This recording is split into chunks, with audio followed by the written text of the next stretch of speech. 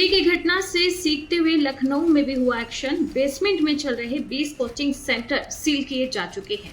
LDA ने एक नया अभियान चलाया है। दिल्ली की कोचिंग में हुए हादसे से सबक लेते हुए यूपी की राजधानी लखनऊ में बेसमेंट में चल रहे अवैध 20 कोचिंग सेंटरों को सील कर दिया गया है। आज और कल भी इससे जुड़ी कार्यवाही होगी। नई दिल्ली के कोचिंग सेंटर में हुई घटना की आज राजधानी पहुंच गई है।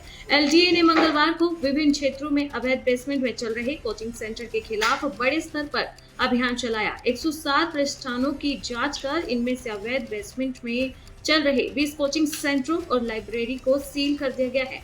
एलडीए बुधवार और बृहस्पतिवार को भी आगे जांच करेगा।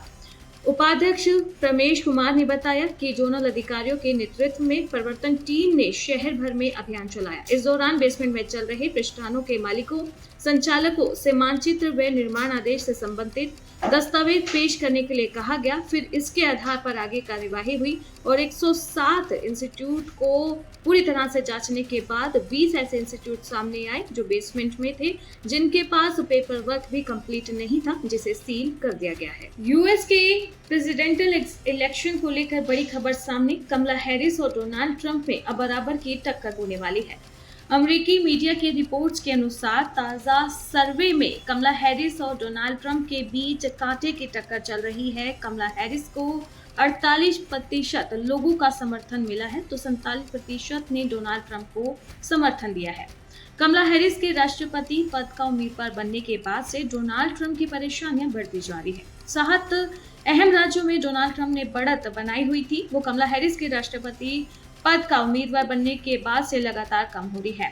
अमेरिकी मीडिया रिपोर्ट के अनुसार ताजा सर्वेक्षण में कमला हैरिस और डोनाल्ड ट्रंप के बीच कांटे की टक्कर चल रही है। कमला हैरिस को 48% लोगों का समर्थन मिला है तो 47% ने डोनाल्ड ट्रंप को समर्थन दिया है।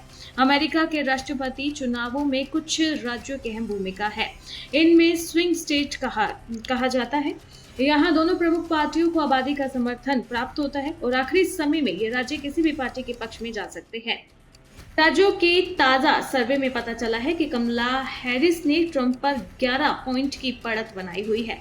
वहीं नवेदा में 2 पॉइंट की और परिजोना में 2 पॉइंट की बढ़त दोनों ने बनाई हुई है। हरियाणा सरकार को हाईकोर्ट से बड़ा झटका। हाईकोर्ट का आदेश है 2006 के बाद नियमित होने वाले कर्मचारी भी पुरानी पेंशन स्कीम के अब हकदार होंगे।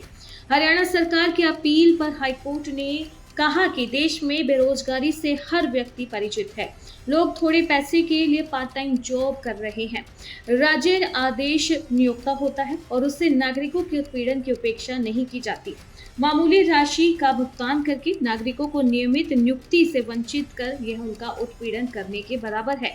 हरियाणा में 2006 के बाद नियमित होने वाले कच्चे कर्मचारी भी पुरानी पेंशन स्कीम के तहत पेंशन के हकदार होंगे। सरकार को उनकी नियमित होने से पहले की सेवा को भी पेंशन के लिए योग्य सेवा में जोड़ना होगा। पंजाब एवं हरियाणा हाईकोर्ट की खंडपीठ ने यह फैसला सिंगल बेंच के आदेश को चुनौती देने वाले हरियाणा सरकार की अपील को खारिज करते हुए दिया है। सिंगल बेंच ने कर्मचारियों के हक में फैसला सुनाते हुए उन्हें पुरानी पेंशन के लिए पात्र माना था।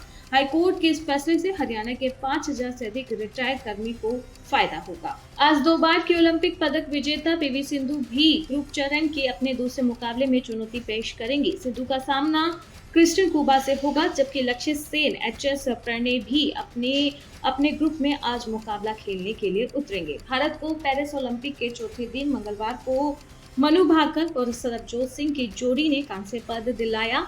अब 5वें दिन बुधवार को मनिका बत्र टेबल टेनिस के प्री क्वार्टर फाइनल में उतरेंगी, जबकि टोक्यो ओलंपिक की कांस्य पदक विजेता महिला मुक्केबाज लवलीना भी अपने अभियान की आज शुरुआत करेंगी।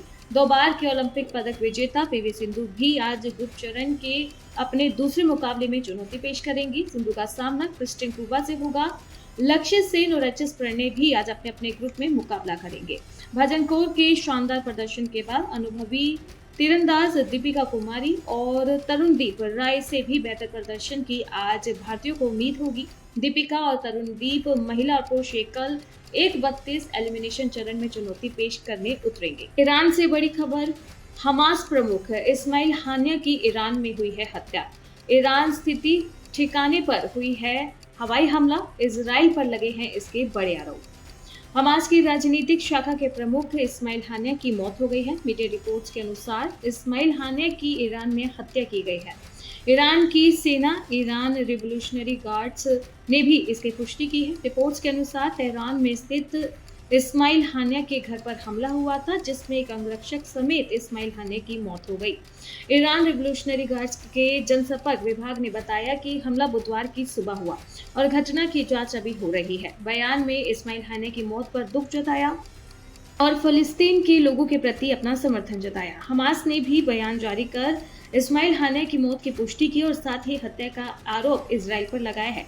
हालांकि अभी तक इजराइल की तरफ से इसे लेकर कोई भी बयान जारी नहीं किया गया है। इससे पहले मंगलवार को ईरान के नए राष्ट्रपति के कार्यक्रम में इस्माइल हानिया शामिल हुआ था और उसने ईरान के सुप्रीम लीडर से भी मुलाकात की थी। वायनाड से बड़ी खबर। वायनाड भूस्खलन में अभी तक 143 लोगों की हो चुकी है मौत, 128 हो चुके हैं घायल। राज्य में 2 दिवसीय शोक की घोषणा की गई है। केरल के वायनाड जिले में मंगलवार के मोपारी के पास विभिन्न पहाड़ी इलाकों में भूस्खलन से भारी तबाही मच चुकी है। इस प्राकृतिक आपदा के कारण अब तक 143 लोगों की मौत हो चुकी है, जबकि 128 इसमें घायल हुए हैं। वहीं सेना का राहत व बचाव कार्य जारी है।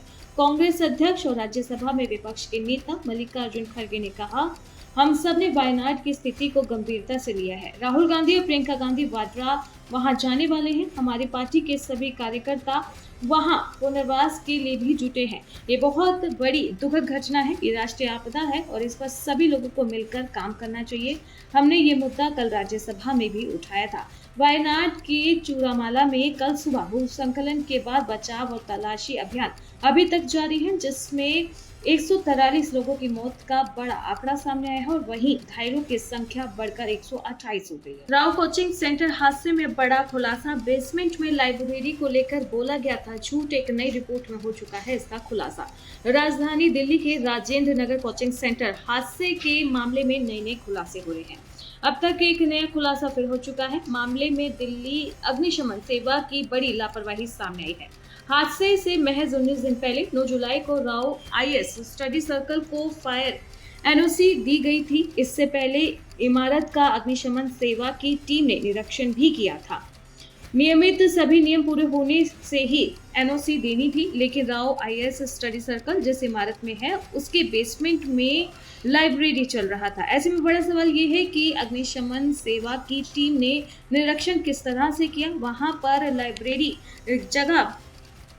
बनाने की जगह वहां पर कैसे असाइन की गई, ये रिपोर्ट में बड़ा खुलासा हुआ है। रिपोर्ट जो 7 पन्नों की अब दाखिल की गई है, उसमें अग्निशमन को लेकर बड़े सवाल उठ रहे हैं कि एनओसी किस आधार पर आखिर दी गई थी।